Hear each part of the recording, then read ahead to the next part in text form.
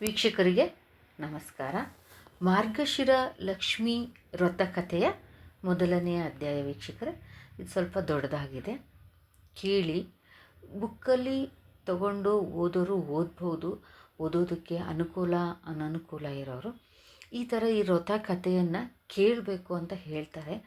ತುಂಬ ಒಳ್ಳೆಯದಾಗುತ್ತೆ ಅಂತಲೂ ಹೇಳಿದ್ದಾರೆ ವೀಕ್ಷಕರೇ. ಈ ವ್ರತ ಕಥೆನ ಶುರು ಮಾಡೋಣ. ನೈಮಿಷಾರಣ್ಯ ಅಂತ ಒಂದು ಸ್ಥಳ. ಅಲ್ಲಿ ಸೂತ ಪುರಾಣಿಕರು, ಆಮೇಲೆ ಇವರು ಶೌನಕರು, ಹಲವಾರು ಮಹರ್ಷಿಗಳು ಎಲ್ಲ ಅಲ್ಲಿ ಸೇರಿರ್ತಾರೆ. ಆಗ ಮಾರ್ಗಶಿರ ಮಾಸನೂ ಆಗಿರುತ್ತೆ. ಆ ಮಾಸದಲ್ಲಿ ಲಕ್ಷ್ಮೀ ದೇವಿಗೆ ಅತ್ಯಂತ ಪ್ರಿಯವಾದ ಮಾಸ, ವಿಷ್ಣುವಿಗೂ ಅತ್ಯಂತ ಪ್ರಿಯವಾದ ಮಾಸ. ಈ ಮಾಸದ ಬಗ್ಗೆ ಅವರು ಒಂದು ಸಂಭಾಷಣೆ ನಡೆಸ್ತಾರೆ. ಈ ಮಾರ್ಗಶಿರ ಮಾಸದಲ್ಲಿ ಲಕ್ಷ್ಮೀ ವ್ರತವನ್ನು ಮಾಡುವಂಥವ್ರು ಎಷ್ಟೇ ದುಃಖ ಆಗಲಿ, ಕಷ್ಟ ದೂರವಾಗಿ, ಎಲ್ಲ ಒಂದು ಸಿರಿ ಸಂಪತ್ತು ನೆಮ್ಮದಿ ದೊರೆತು ಲಕ್ಷ್ಮಿಯು ಪ್ರಸನ್ನಳಾಗಿ ಅವರಿಗೆ ವ್ರತಾಚರಣೆ ಮಾಡುವವರಿಗೆ ಸಕಲ ಸುಖ ಭೋಗಗಳನ್ನು ಕೊಡ್ತಾಳೆ ಅಂತ ಅವರು ಹೇಳ್ತಾರೆ. ಈಗ ಈ ಮಾರ್ಗಶಿರ ಲಕ್ಷ್ಮೀ ಪೂಜೆ ವ್ರತಾಚರಣೆ ಮಾಡೋದ್ರಿಂದ ಅಷ್ಟಲಕ್ಷ್ಮಿಯರ ಒಂದು ಆಶೀರ್ವಾದ, ಒಲವನ್ನು ಸುಲಭವಾಗಿ ಪಡೆಯಬಹುದು ಅಂತಲೂ ಸಹ ಹೇಳ್ತಾರೆ ವೀಕ್ಷಕರೇ. ಇಲ್ಲಿ ಭಕ್ತರ ಉದ್ಧಾರಕ್ಕಾಗಿಯೇ ಮಹಾಲಕ್ಷ್ಮೀ ದೇವಿಯು ಭೂಮಿ ಮೇಲೆ ಮಾರ್ಗಶಿರ ಮಾಸದಲ್ಲಿ ಭೂಮಿಯ ಮೇಲೆ ಜನ್ಮ ತಾಳ್ತಾಳೆ. ಹಲವಾರು ರೂಪದಲ್ಲಿ, ಧಾನ್ಯಲಕ್ಷ್ಮಿಯಾಗಿ, ಆದಿಲಕ್ಷ್ಮಿಯಾಗಿ, ಸಂತಾನ ಲಕ್ಷ್ಮಿಯಾಗಿ. ಹೀಗಿರುವಾಗ ಈ ಮಾರ್ಗಶಿರ ಲಕ್ಷ್ಮಿ ಪೂಜೆ ಮಾಡೋದ್ರಿಂದ ಸಿರಿ ಸಂಪತ್ತು, ವಿದ್ಯೆ, ಯಶಸ್ಸು, ಧೈರ್ಯ, ಆಯಸ್ಸು ಮುಂತಾದ ಮನಕಾಮನೆಗಳನ್ನು ಪ್ರಾಪ್ತ ಮಾಡೋದರಲ್ಲಿ ಮಹಾಲಕ್ಷ್ಮಿಯನ್ನು ಪೂಜಿಸುವುದರಿಂದ ಸಿಗುತ್ತೆ ಅಂತ ಆ ಋಷಿಗಳು ಹೇಳ್ತಾರೆ ವೀಕ್ಷಕರೇ. ಅದರಲ್ಲಿ ಕೆಲವರು ಋಷಿಗಳು ಹಿಂದೆ ಯಾರು ಈ ವ್ರತವನ್ನು ಮಾಡಿ ಯಾವ ರೀತಿ ಫಲ ಪಡೆದಿದ್ರು ಅಂತ ಅವರು ಶೌನಕರನ್ನು ಕೇಳ್ತಾರೆ. ಆಗ ಆ ಮುನಿಗಳು ಈ ಒಂದು ಕಥೆಯನ್ನು ಹೇಳ್ತಾರೆ. ಹಿಂದೆ ಸೌರಾಷ್ಟ್ರ ದೇಶದಲ್ಲಿ ಭದ್ರಶ್ರವ ಅಂತ ಬಹಳ ಪರಾಕ್ರಮಶಾಲಿಯಲ್ಲಿ ರಾಜ ಇರ್ತಾನೆ. ಅವನಿಗೆ ಸುಂದರವೂ ಮತ್ತು ಒಳ್ಳೆಯ ಒಂದು ಪತಿವ್ರತೆಯಾದ ಸುರತಚಂದ್ರಿಕಾ ಅಂತ ಪತ್ನಿ ಇರ್ತಾಳೆ. ಆ ಪತ್ನಿಗೆ 7 ಜನ ಗಂಡು ಮಕ್ಕಳು ಇರ್ತಾಳೆ, ಒಬ್ಬೇ ಹೆಣ್ಣು ಮಗಳು ಇರ್ತಾಳೆ. ಆ ಭದ್ರಶ್ರವನ ರಾಜಕುಮಾರಿ ಹೆಸರು ಶ್ಯಾಮಾಬಾಲ. ಈಕೆ ತುಂಬ ಸುಂದರಿನೂ ಮತ್ತು ಹಾಗೆ ಸುಗುಣೆ ಸುಶೀಲನೂ ಆಗಿರ್ತಾಳೆ ಈ ಒಬ್ಬ ಮಗಳು. ಹೀಗಿರುವಾಗ ಆ ಅರಸ ಭದ್ರಶ್ರವನು ರಾಜ್ಯದಲ್ಲಿ ತನ್ನ ಪ್ರಜೆಗಳಿಗೆ ನೆಮ್ಮದಿ, ಒಳ್ಳೆಯ ಒಂದು ಆಹಾರ ಆಗಲಿ ಎಲ್ಲ ಇದ್ದು ತುಂಬ ಅವರು ನೆಮ್ಮದಿಯಾಗಿರ್ತಾರೆ ಆ ರಾಜ್ಯದಲ್ಲಿ. ಹೀಗೆ ಈ ಜಗನ್ಮಾತೆಗೆ ಒಂದು ದಿನ ಮಹಾಲಕ್ಷ್ಮಿಗೆ ಭದ್ರಶ್ರವನ ರಾಜಮಂದಿರದಲ್ಲಿ ಒಂದು ದಿನ ಇರೋ ಅಪೇಕ್ಷೆ ಆಗುತ್ತೆ. ಇದರಿಂದ ಏನಾಗ್ತಾನೆ, ಭದ್ರಶ್ರವನ ಮೂಲಕ ಪ್ರಜೆಗಳಿಗೆ ಇನ್ನೂ ಹೆಚ್ಚು ಅನುಕೂಲ ಆಗುತ್ತೆ. ಲಕ್ಷ್ಮೀದೇವಿನೇ ಬಂದು ಅವನ ಆಶ್ರಮದ ಅದರಲ್ಲಿ ರಾಜ ಮನೆಯಲ್ಲಿ ಉಳ್ಕೊಂಡ್ರೆ ಎಷ್ಟು ಅವರಿಗೆ ಸುಖ ಸಮೃದ್ಧಿಯ ಬೀಡಾಗುತ್ತೆ ಅಂತ ಯೋಚಿಸಿ ಆ ಭದ್ರಶ್ರವನ ರಾಜ್ಯದಲ್ಲಿ ನೆಲೆಸಲು ನಿಶ್ಚಯಿಸಿದ ಲಕ್ಷ್ಮೀದೇವಿ ಒಂದು ಮುಪ್ಪಿನ ಮುತ್ತೈದೆಯಾಗಿ ಕೈಯಲ್ಲಿ ಒಂದು ಊರುಗೋಲು ಹಿಡ್ಕೊಂಡು ಭದ್ರಶ್ರವನ ರಾಣಿಯ ಅಂತಃಪುರದ ಮುಂದೆ ಬಂದು ನಿಂತ್ಕೊತಾಳೆ.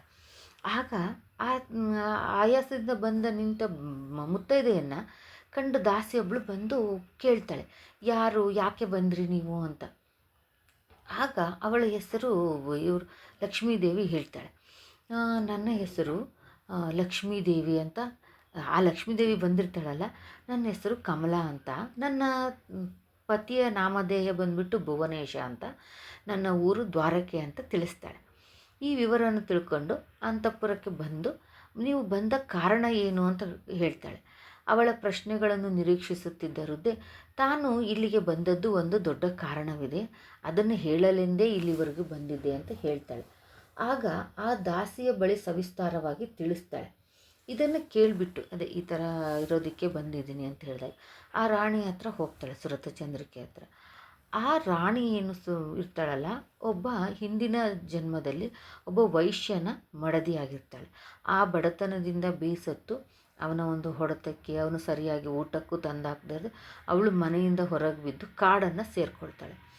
ಆಗ ಅಲ್ಲಿ ಅವಳ ಅತಿಯಾದ ಹೊಟ್ಟೆ ಹಸಿವು ಇದನ್ನೆಲ್ಲ ತಡೆಯಲಿಕ್ಕೆ ಆಗದೆ ದಿಕ್ಕೆ ತೋಚೋದಿಲ್ಲ, ಉಪವಾಸದಿಂದ ನರಳ್ತಾ ಇರ್ತಾಳೆ.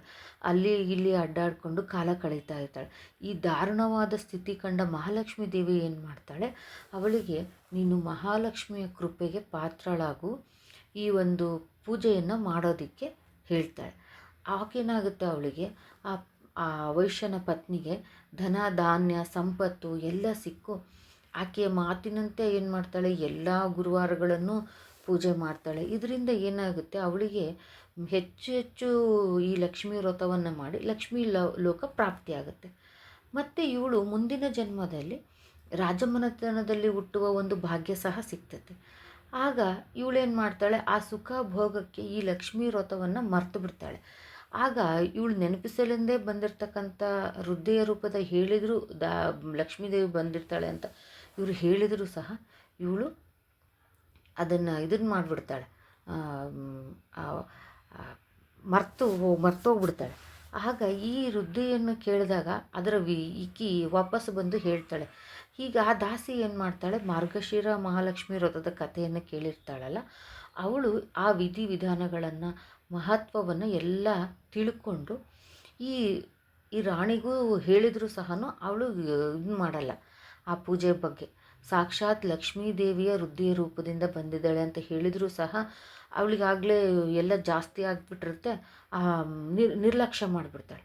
ಹಾಗೇನಾಗುತ್ತೆ, ಮಹಾಲಕ್ಷ್ಮಿಗೆ ಕೋಪ ಬಂದ್ಬಿಡುತ್ತೆ. ಹಾಗಾಗಿ ಆ ಒಂದು ಸೌರಾಷ್ಟ್ರ ದೇಶವನ್ನೇ ಬಿಟ್ಟು ಹೋಗ್ಬಿಡ್ತಾಳೆ. ಆಗ ಅಲ್ಲಿ ಏನಾಗುತ್ತೆ, ಯಥಾ ರೀತಿ ಆ ಹೊರಟು ಹೋಗ್ತಕ್ಕಂಥ ಸಮಯದಲ್ಲಿ ಆ ವೃದ್ಧೆಯ ರೂಪದಲ್ಲಿರ್ತಕ್ಕಂಥ ಲಕ್ಷ್ಮೀದೇವಿಗೆ ಶ್ಯಾಮಾಬಾಲೆಯ ಭೇಟಿಯಾಗುತ್ತೆ. ಅಂತಃಪುರದಲ್ಲಿ ನಡೆದ ಎಲ್ಲ ಘಟನೆಗಳನ್ನು ಆಕೆ ತಿಳಿಸಿದಾಗ ಏನಾಗುತ್ತೆ, ಆಗ ಆ ರಾಜಕುಮಾರಿಗೆ ಲಕ್ಷ್ಮೀ ವ್ರತದ ಪೂಜಾ ವಿಧಿವಿಧಾನಗಳನ್ನು ತಿಳಿಸ್ತಾಳೆ. ಆ ಲಕ್ಷ್ಮೀ ದೇವಿಯು ಈ ಒಂದು ಪೂಜೆಯನ್ನು ಯಾವ ರೀತಿ ಮಾಡ್ತಾಳೆ ಶ್ಯಾಮಾಬಾಲೆ ಅನ್ನೋದನ್ನ ಮುಂದಿನ ವಿಡಿಯೋದಲ್ಲಿ ಹೇಳ್ತೀನಿ ವೀಕ್ಷಕರೇ.